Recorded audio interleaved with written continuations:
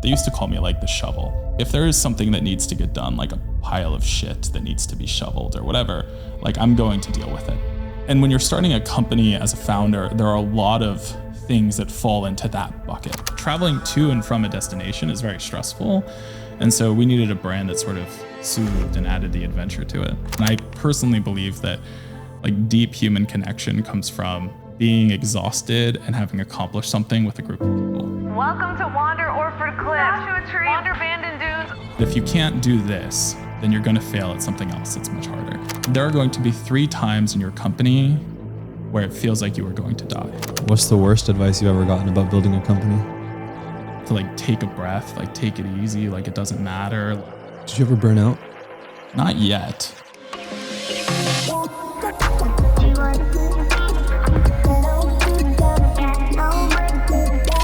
All right, so John, welcome to the podcast, man. Thanks for having me. Stoked to be here. So let's to start off, can you give the introduction about Wander for people that maybe don't know? Yeah, I think there's like the one sentence and then like the paragraph. Let's hear the paragraph. The paragraph is basically what Wander's doing is verticalizing the short-term rental industry. So today what you have is booking platforms, think Airbnb, VRBO. Underneath that you have property managers like Vacasa, Evolve, and then a bunch of others. And then below that you have the actual owners or the asset managers.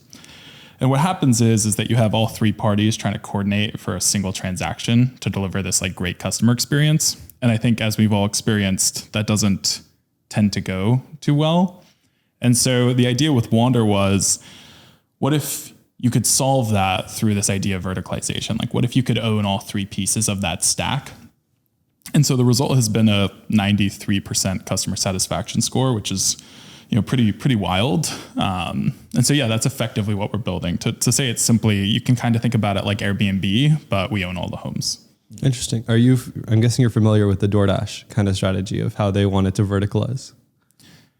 Yeah, I think the difference in like a DoorDash, or do you mean like their initial strategy, or do you mean like initially what they were doing the phone calls themselves, and then they would go and kind of order, but then they were like, okay, how do we verticalize, own the whole stack? And then they put themselves and B2B into like restaurants. Yeah, kind of exactly. Sounds like what you're doing. You would to take it a step further though. In that analogy, Wander would be the restaurant. Nice. Okay, that makes sense. So I want to take it back to kind of your childhood, right? Because this isn't the first company you started. You started one called a Coder, and then before that you had a game server. How old were you when you did your first kind of like thing? Yeah, I was like 13, 14. When it was like real, like had like a few employees and real revenue and had to pay taxes and all that sort of fun stuff. So yeah, it was like 13, 14. Wait, you paid taxes when you were 13? Yeah. Did your parents have to help with that? Yes. Nice. Yeah. So my pop, I remember he was sort of asking me, he's like, what were the revenues or whatever, just like typical childhood conversations. And he's like, okay. And then he brought me into the city, grew up in New York, to meet with the accountants that, run all that stuff for his business. And everything was microtransactions, right? So it's like I walk into this very fancy like accounting firm with literally binders worth of transactions because they said that they needed to have everything printed out. Oh, wow. And so, yeah, that was the experience, was like, thousands of pages of microtransactions. And this was for the game server? Mm-hmm. Okay. Yeah, exactly. And I think our accounting fees were more than the actual like profits that we made, like when we did that.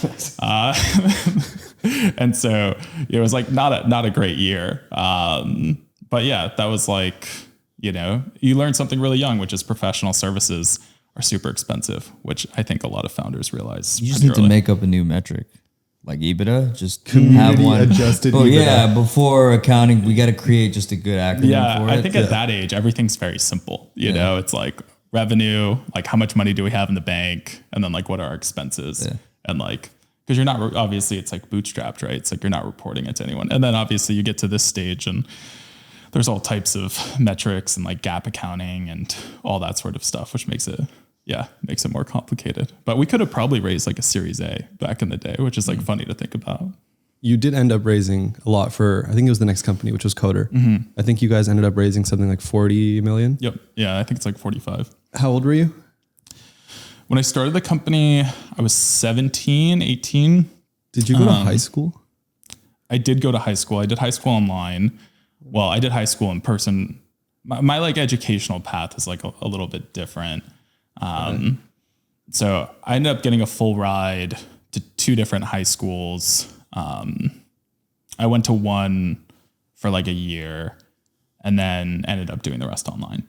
I actually did all my high school online too. Well, I did 3 years. And so I started like this marketing agency when I was a little younger.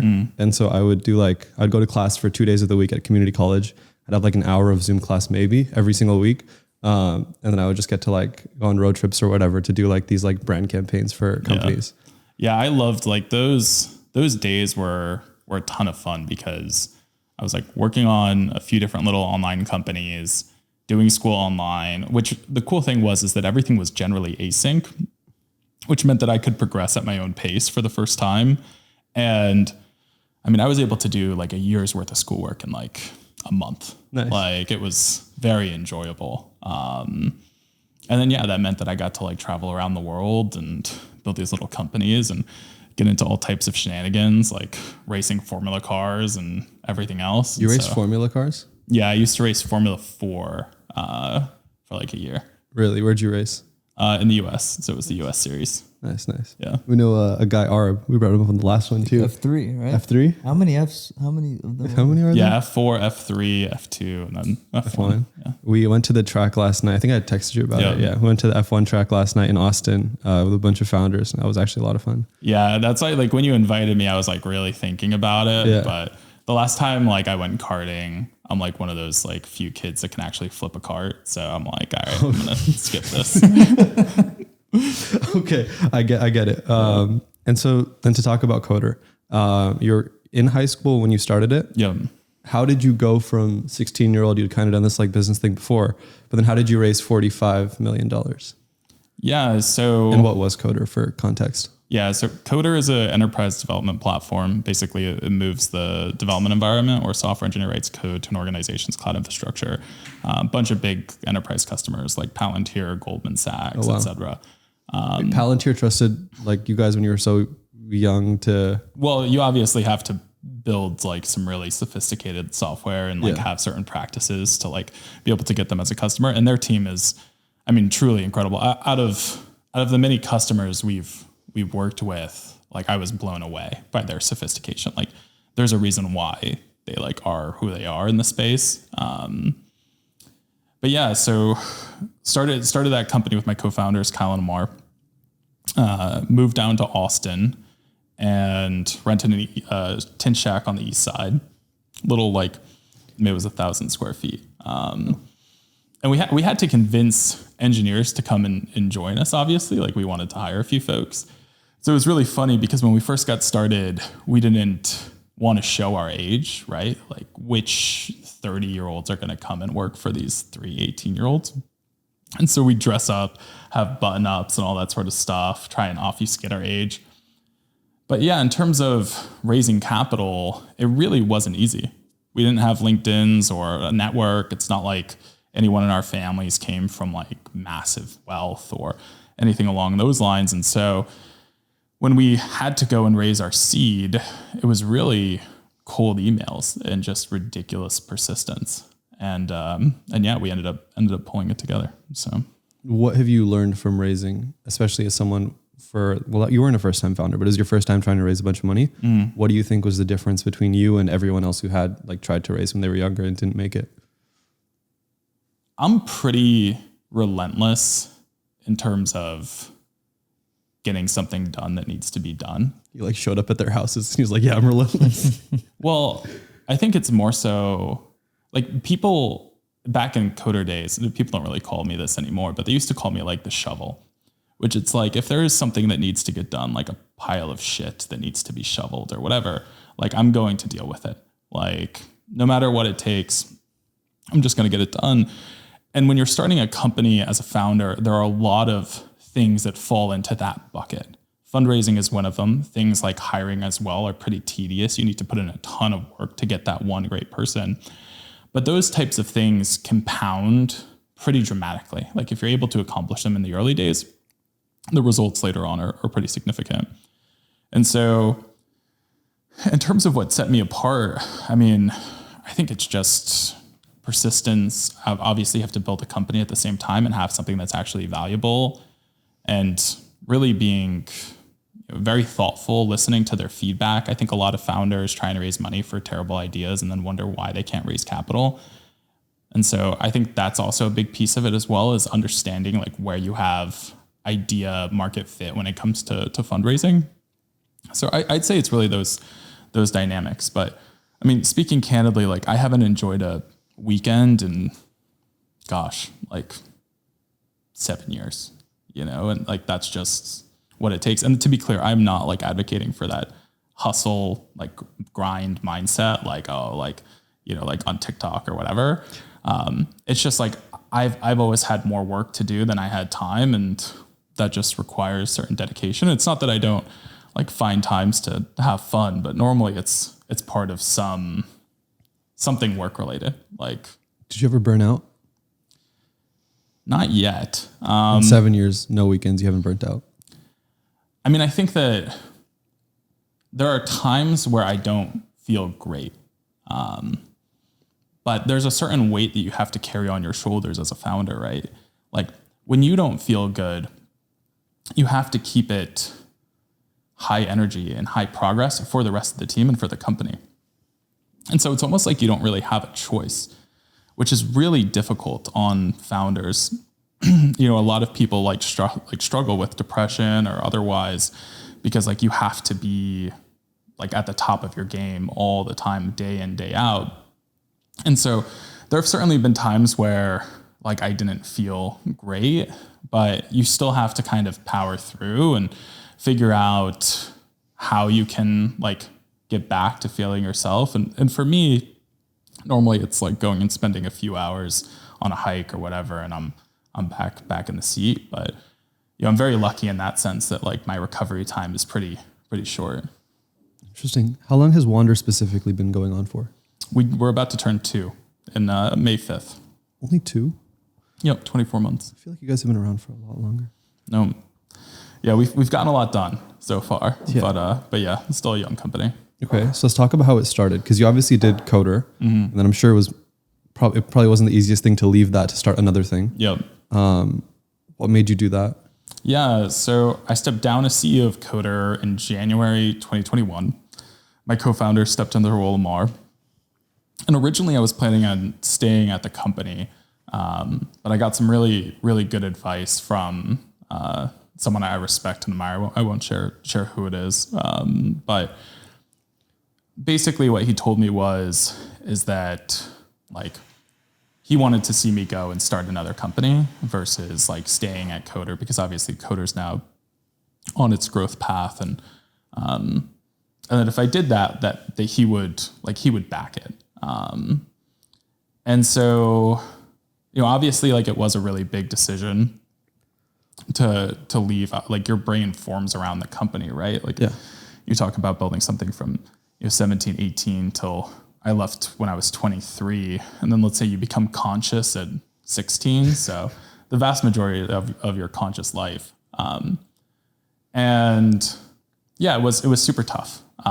But going back to the point around what happens when you're burnt out or like you just don't feel great, I recognize that what happened next would be very much up to me. Like my life path would be decided. I could either be that kid who founded a successful company and just went on to invest in other startups and that was it, or I could take this period very seriously and try and figure out what was next. And so I spent a week basically reflecting and shutting down like those parts of my brain, and then was right back in the seat. And it was during that week, I went and rented this cabin out in Colorado, middle of nowhere, where I came up with the idea for Wander. And I was going to say, how do you go from like, I'm guessing it was like a dev tool initially with Coder to real estate?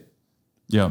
Okay. That makes sense. Yeah. So, I mean, I've always had a passion for traveling, like going back to the childhood question, spending my high school days traveling around the United States and internationally. I think I spent over the half the year on the road, which is like my happy place, like going and experiencing new places.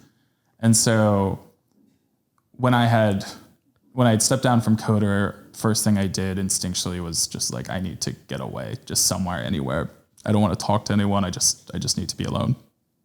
And that's really where the idea for Wander came from. Like the place that I had rented, it just didn't really look like the photos. Beds were uncomfortable. Internet was bad. Like I think a very typical like short-term rental experience.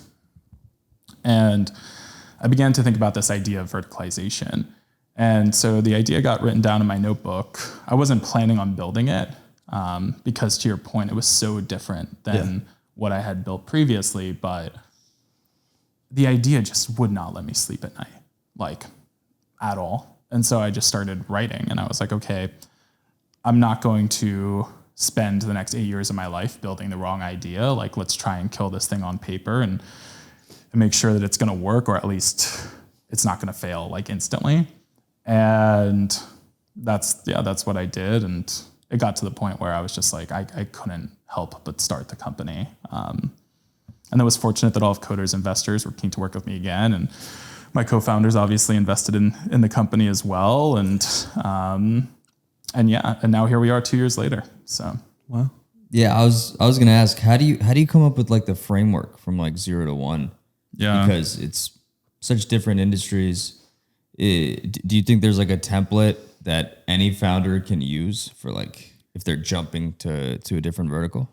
There's an operating framework, and it really boils down to thoughtfulness. So when starting the company, I had hundreds of questions. And each one of those questions I wrote down into this large document. And then I began to work on the answers to them. And I had to be confident in the answers. And that requires a lot of research and asking people questions and otherwise. And typically each answer leads to 4 more questions. And eventually what ends up happening is you create this sort of master doc with a bunch of questions and answers that then gets formatted into specific sections. And then all of a sudden you end up with a really decent, like, old school almost business plan in terms of how does this company work? How's it going to operate? What are the major risks, et cetera? And so that's I think probably the best way to think through starting your company. And then I think from there, step number 2 is to test your thesis, is to see if you have idea market fit, which was sort of the next step with Wander, was just seeing if people liked the idea. And once you have a really strong reaction there, then you have no choice but to try and build the product. So one thing I've heard is that if you ask, like, there's that concept of like mom testing ideas, right? Like actually tell them, see if you can get them to use the product instead of just giving them an idea and asking if they like it. That makes sense for like a dev tool, or if I'm building like an app, it's very easy. I build like an MVP with the minimum features and then see if someone actually uses it. But you guys had like a real estate component that isn't just software. So what does an MVP for that look like to test idea market fit? Yeah. So there's a difference between testing your product, which would be like an MVP, minimal viable product, versus testing the idea. And so in terms of testing the idea, what you're looking for is some type of virality when you share the concept. And so that's what we did when we launched this product, was, basically just a bunch of tweets to just see if that was something that people were excited by. Like, hey, we're going to build Wander. Here's what it's going to be. Interesting. And the reaction was really strong. And I always like to say that effectively the level of idea market fit that you have will determine how strong your product market fit is. And I think that that's something that a lot of folks don't really realize. Now, to be clear, that's not true if your product is non-obvious, which a lot of great products obviously are. But typically what happens in that is that your original idea is actually very bad, but you've pivoted and evolved it over time into something that's actually good. And so I think it kind of stays true even in those circumstances. But what we saw with Wander was everyone was like, yeah, like if you could have a short-term rental and guarantee its quality and consistency and everything else, that'd be great. I would rent it. And everyone felt that way. And there are other like good examples in terms of strong idea market fit. Like let's use OpenAI, for example. Like if there was a computer that could do anything you wanted, like would you use it? And the answer is yes. Like everyone. And then the question is like, would you pay for it? And how much would you pay for it? And like, you can see that reaction, obviously, in terms of what they built. Now, huge technical problems in like implementation that you have to do to build something like that, and very similar case for Wander. But having a strong initial reaction to the end product idea was something that was really important.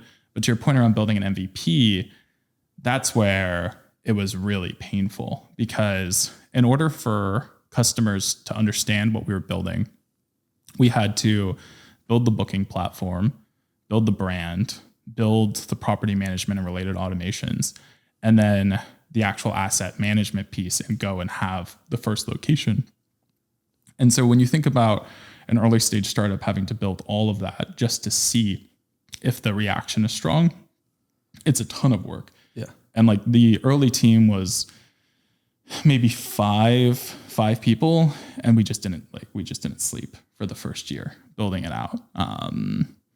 But the reaction when we launched was, well, the first thing we did was we wanted to validate if the idea market fit was actually correct. Those were the tweets? Well, that was the founding membership. So we had the tweets, which like had some level of virality. Then we made the landing page and started a wait list, and it started to accumulate users. And then we wanted to make sure that people were actually willing to pay for it, because what happens a lot of times with wait lists is that people will sign up for a wait list because there's no barrier to entry, but they're not willing to actually like put money down. And so took a page out of Tesla's book, and we're like, okay, we're going to launch this idea of founding memberships. You pay $200, you get a Wander hoodie, you get that money in credits when we launch the platform, and you get to skip the wait list. And we did like $250,000 in founding memberships in the like month and a half between when we turned that on and when we launched the product. And so then I was like, okay, like there's something special here. Like this is very abnormal. Some companies like Tesla, that's the type of reaction set that you see. And so when we actually launched the product, we did $250,000 in sales in like the first week. Oh, wow. And with how many properties? Like 3. And so just people booking out into the future, which we still have that problem today. Like we sell, like our bookings outpace the total amount of inventory that we have, which like basically forces us to go and continue to add more homes. We looked and there's not like a we wanted to inventory. But it's definitely gone up in the last like 4 or 5 months. We were thinking about doing an offsite about a year ago, and we're like, okay, let's get a Wander. We've seen these guys on Twitter. We couldn't find any nearby. Where were the first 3? So that was Bandon, Oregon, Anchor Bay, which is outside of San Francisco, and then Tahoe. Yeah, those were the first 3.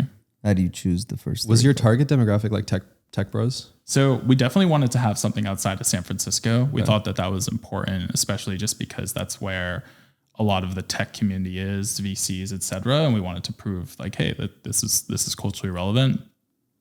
In terms of how we identify locations, though, it's really all database. So we have these massive troves of data which show us occupancy, seasonality, rental rates, all the way down to like the zip code and specific address.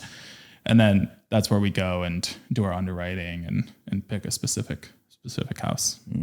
Now, I'm super curious about the brand, because he's a great designer, like, you know, brand builder, creative. But it's very different from building, you know, DevTool gaming, what you were in before.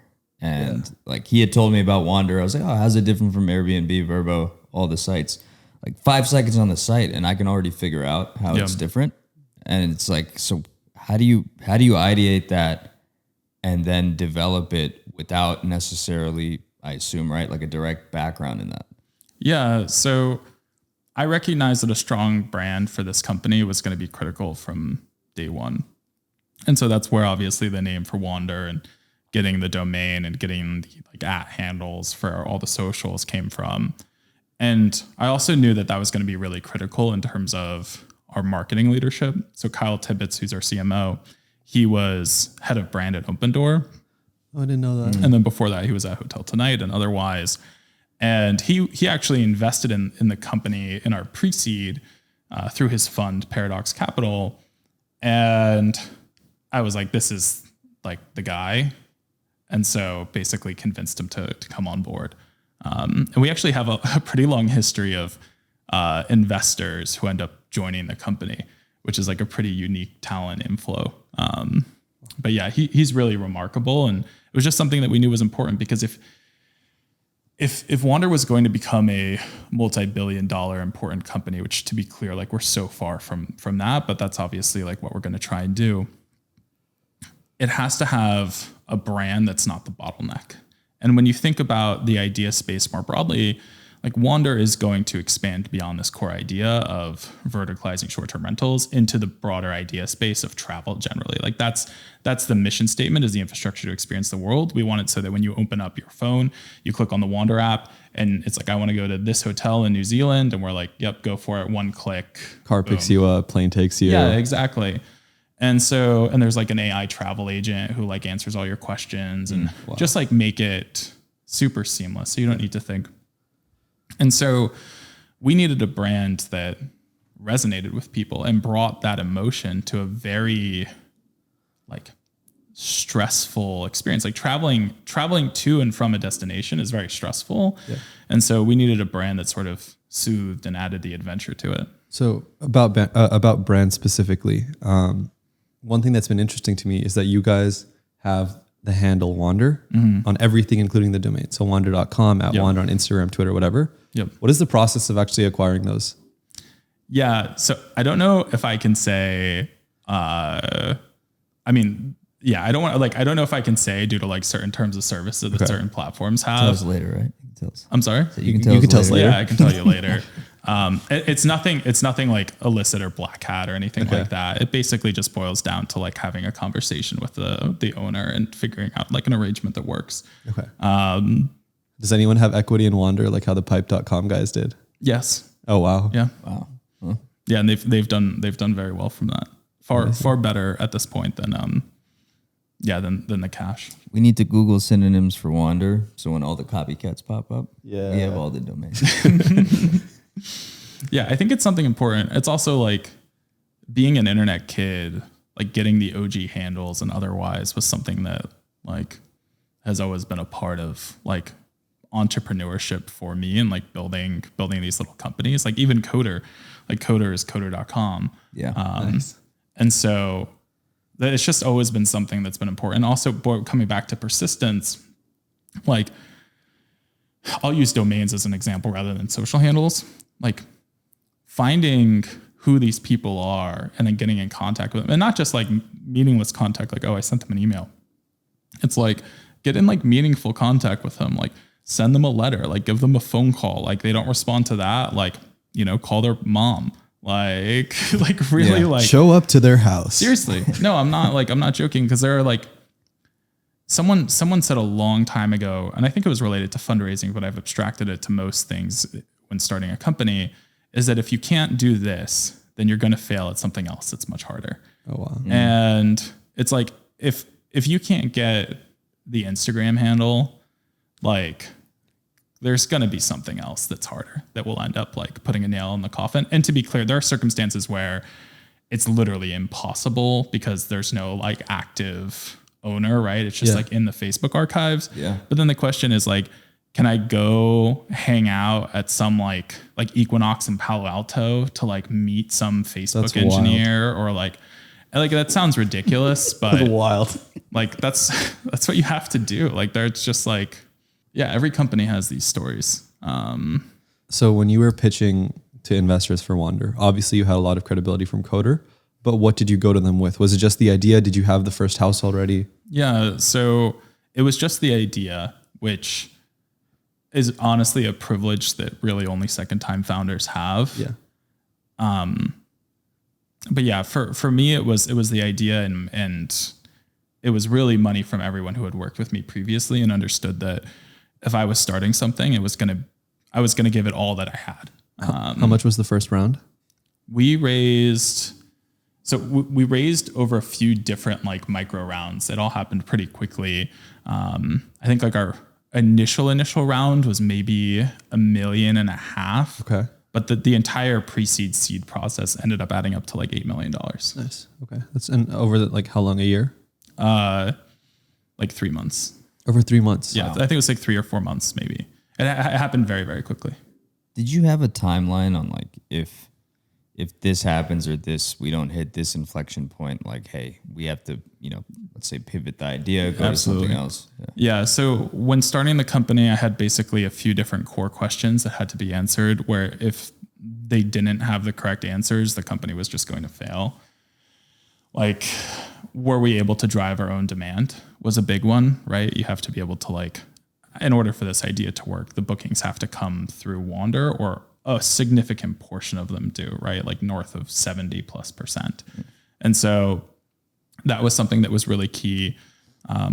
Obviously building out the technology platform and otherwise was less of a question. Having a brand that resonated with consumers, making sure they actually wanted to pay for and like the idea. There were multiple questions, like scalable financing. It was a huge question, right? Like, how are you going to own these homes? And how are you going to have institutional level financing on them? And then where's the real estate equity going to come from? And then are these homes going to hit a certain yield profile? And then also you have short-term rental regulations. And so are those going to end up being constrictive to your market and scale? So many questions that need to be answered in the early stages of a company. I was actually listening to a podcast by Keith Raboy and Logan at Redpoint. And he noted that in the early stages that it's not intellectually difficult to figure out why would a company fail. So you have to shift your framework as an investor to how can this be successful? And it's interesting because as a founder, I actually shift it the opposite way, which is I'm thinking about how this company's going to fail and trying to overcome that. And then to be a great investor, you need to think about how could this company be successful? And so, yeah, there were a ton of different check boxes along the way to our Series A. And that's sort of how I think about it is what are the different check boxes between here and the next milestone? And that goes for pre-seed, seed, Series A. And that's now the process. What I was talking to you about in the elevator is that Wander's basically going through the transition of Series A to Series B right now. We're right on the cusp of hitting really Series B level metrics. And then obviously once you raise your Series B, it's massive expansion. And so there are a bunch of checkboxes that need to be hit to, in my mind, qualify for a really strong Series B. What are some of those checkpoints? Basically what you want to do is ensure that you're scaling positive unit economics and that you have some in this macro, it's incredibly important, have a very short-term path to profitability. And so that basically means in a business like Wander, you have to become massively operationally efficient. And that whole process, different levels of reporting, I think we have 2 audits happening right now, one for Wander.com and then the other for the REIT, audited financials, board reporting. There's all these different things that are sort of hard requirements in my eyes to be able to stand in front of a growth stage investor and ask for 20, 30, $40 million to say, hey, we want to throw fuel on the fire.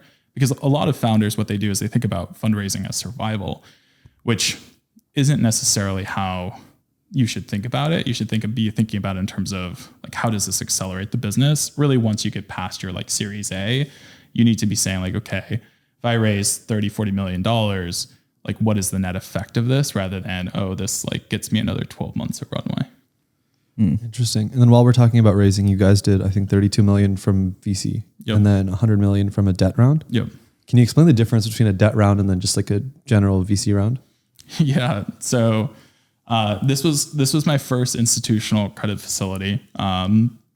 It's certainly very complicated. And as you'd imagine, the process and level of diligence that's required is far greater than any type of VC equity that I've ever raised before. I mean, you're talking about a 6-month diligent process where every single piece of your unit economics and audited financials, specific reporting, meeting with the team, background checks. I mean, it has to, in order for a bank to create a facility for you that's going to pass credit committee, the level of sophistication is unreal. It has forced us at Wander to, I think, be far more sophisticated than really any other company at our stage. And also for me as a founder to have to grow incredibly quickly because obviously I have a ton of product and, other experience, but creating a facility like this that has literally thousands of pages of legal docs and reporting requirements and otherwise was new. And so that really boils down to a really great team. And again, like a lot of sleepless nights. But yeah, really, really wild process to go through. Interesting. So you talk about the team a lot. You guys, I think I've seen a lot of people on Twitter post that they've done a company offsite at a Wander. In your initial launch video, you kind of there's like the fireplace, you had kind of themed it around like a company offsite or like work from anywhere. What goes into making like a really good company offsite? Yeah, so we run offsites at Wander a little bit differently. And that's because we do them very intentionally. Okay. So the way that we look at it is that we have everyone here for, let's say, like 3 days. And in those 3 days, I want everyone to bond as much as humanly possible. And I personally believe that like deep human connection comes from like being exhausted and having accomplished something with a group of people. Okay. Like, let's say you and I, like, you know, all of us here were, looking to form like some lifelong connection. Okay. It'd be like, all right, like let's, I don't know, let's like kayak down the river, like for the next like 16 hours. I'm down.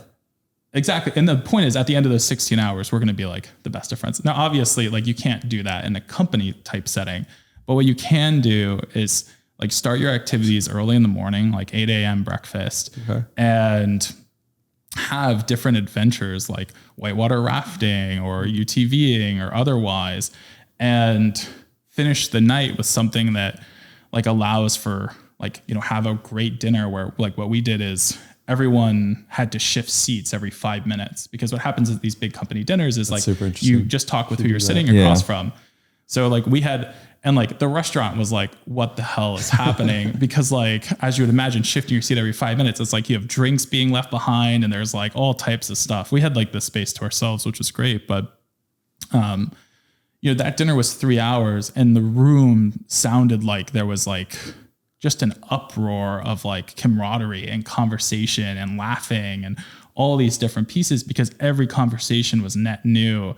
Like, and everyone sort of was forced to bond with each other.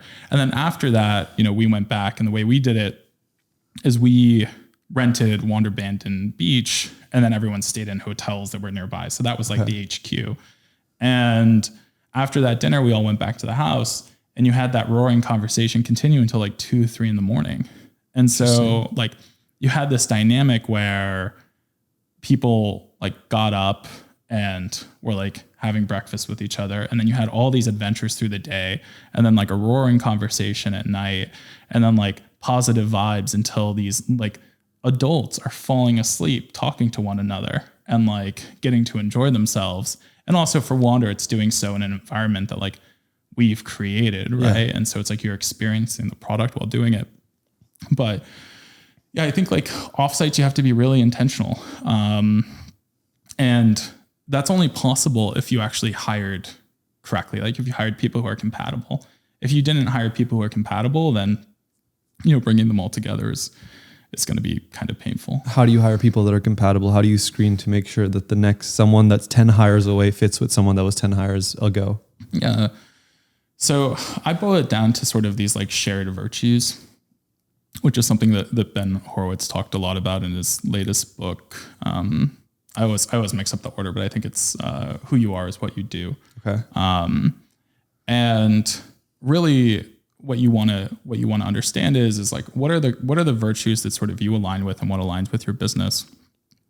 For me, it's all about really great ethics. Like we look for the type of people that if someone's stuck on the side of the road, like they have to stop. Like their heart won't let them drive by.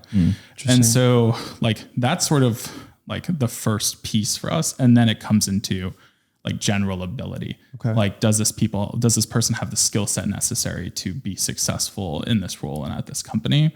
But making sure that they're compatible and have really strong ethics and are the type of people that, you know, you would want to like sit in a car ride with, which is like sort of a framework that I run through is like, would I sit in a car with this person for 3-4 hours is super important.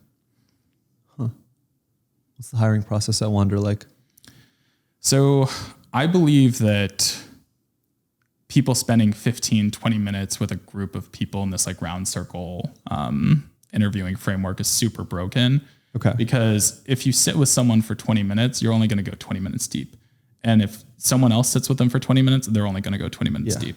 And so it's like, I can have one person interview with 5 people for 20 minutes and the level of depth only got to 20 minutes. Yeah. And at the end of the day, this person's now interviewing with people for 20 minutes that they're not even going to report to. And so all you've done is just had like a very low confidence rating of people who never got to go deep on the subject. Yeah. And so the way that we run it at Wander is whoever the person is going to directly report to, and to be clear, like I'm sure that other HR leaders and founders have different methods that they're super opinionated with. So I don't want anyone to take this as like me telling people like what the best practice is. This is just how we do it, is that whoever the person is going to report to is the person who effectively needs to say, I want to hire this person before they're allowed to interview with anyone else. And that process typically takes 2 to 3 hours of that one manager interviewing that one candidate. And only once the manager is 100% sure that they want to hire that person, then they're allowed to have a gut check. And that gut check would be with me or someone else on the team, just as like a, hey, like, am I just super off here? But at the end of the day, like I trust my leadership team. And so I want them to have high conviction on who they want to hire rather than like interviewing someone for an hour and passing them on to me. And I would be like, I don't know, like I would need to spend another 2-3 hours with this person to like confidently tell you if they're going to be great. And I expect you to do that work rather than like de-risking by like passing them on to someone else. So that's how we do it. So it's very like someone in the company doesn't really typically get exposed to too many people. It's really like who they're going to be directly reporting to. And then then they'll have like a gut check or meet someone else from the team or otherwise. Got it. Do B2B experiential companies use you guys? We have a few like Offsite and otherwise. Yeah. Because I would just pay, previous company, we'd run like 100 events a year for brand marketers and ad tech vendors would pay to sponsor. So this would be around Super Bowl, South by Southwest, CES, anything where there's a brand presence. I would just pay you guys like, let's say a flat $250K once a month. We do 3 days. If you guys handle all the logistics, curate the experience around one of those major cities, it's totally worth it. Yeah. So we have a few folks. I mean, we've done multiple events like Hyundai launched their latest car with us. How? What? How did they launch their latest car with you guys? Like they launched it at the Cave Creek location. So they like announced it out there and had a bunch of like influencers and bloggers fly in and then like host it at that location. It's a very like, as a percentage of our business, it's small, obviously, but it is something like we find really interesting because it makes Wander culturally relevant, right? To sort of see a Hyundai commercial and then it's like, oh shit, there's a Wander sign. Yeah. So. Okay. I want to wrap it up with a rapid fire round. Okay. First one's going to be easy. What's your favorite location? I would say Bandon Beach. Bandon Beach. Where is that? That's in Southern Oregon. And the reason for that is that it was our second location and it was the first Wander that I actually got to really stay in and enjoy. Our first location was just relentless setup, getting it ready for that first guest. And then, but the Bandon Beach was the first one I actually got to like stay in. And it was right before the company, like the product actually launched to the public. Got it. And I remember standing there and obviously having just pulled like super long days and being exhausted. And we were in the middle of like starting to raise our Series A, which is always like stressful. And there was this incredible rainbow with like the ocean roaring and this like little girl and her dog down on the beach, like playing together. And, you know, like to my left, I can look and I can see like the Wander sign and it's like, okay, like this is what we're trying to create. Like the end product is that like the user is going to have this special feeling, like they're going to be happy. And like, that's something I can dedicate my life to trying to build and trying to deliver. And so that's why it's sort of my like favorite location, because for any guest who goes there, if you like stand on that deck, you'll know exactly what I was trying to create. So That's powerful. What's the best advice you've ever received that relates to the first 3 months of building a new company? So I wouldn't say specifically to the first 3 months of your company, but this was really powerful advice that I got, or more of a warning from an entrepreneur named Alec Guttle, who's like one of my, I actually continue to admire him. We haven't talked in quite a bit. he told me when starting Coder, and this was before we raised capital and anything else, that there are going to be 3 times in your company where it feels like you are going to die. Like it feels like the company is going to die. And I found that so interesting because like here I was, for context on the stage we were, when he told me this, it was myself and my co-founder, I think it was Omar, who was in that meeting. And it was just some like local friends, right? It was like, hey dad, like, I think we need to go raise capital. Like, do you know anyone? And it's like exactly what you would imagine put together, right? Like, hey, like here are some like, you know, local folks who have actually been with me on my journey since, which is pretty remarkable. Nice. And so it's like, we're sitting in this like dining room and it's like these 2 17-year-old, 18-year-old kids, like pitching this highly complex developer tool product to this group of people who don't fully understand it. And like Alec Guttle like gives this advice, almost knowing what's going to happen next, right? Like understanding that these kids are going to go and they are going to build this product and they are going to go raise capital. And like, cause that's only advice that you get if someone's like, hey, like they're going to go off and do something. And I know what journey they're going to go on. And I remember counting in my head with Coder each time I felt like the company was going to fail. And I was like, oh, like that's number 1. Like, I'm like, cool. So I have 2 more of these. And then I remember counting the second one. And like, you know, I never counted the third one yet. So it's like, who knows?